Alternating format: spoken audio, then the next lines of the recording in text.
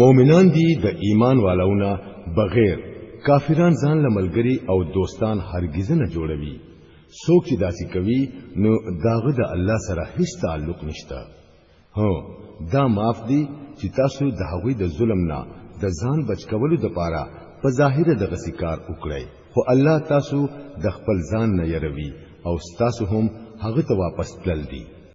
اے نبی صلی الله علیه وسلم دا خلق خبردار کړه چې تاسو په ځړونو کې سدي هغه تاسو پټوي او کوخکار کوي، په هر حال کې هغه الله ته معلوم دي. د ځمکې او د اسمان هیڅ څه دغه د علم نه بهر نه دی او دغه اقتدار په هر څه باندې خور دی. هغه ورځ راتلونکې ده چې هر نفس با د خپل عملونو میوه حاضر بیا مومي، که خی کړی وي او که بد.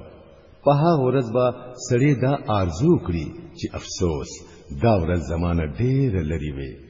الله تاسو د خپل ځان نه يروي او هغه د خپل بندگانو ډېر خیر خوا دی.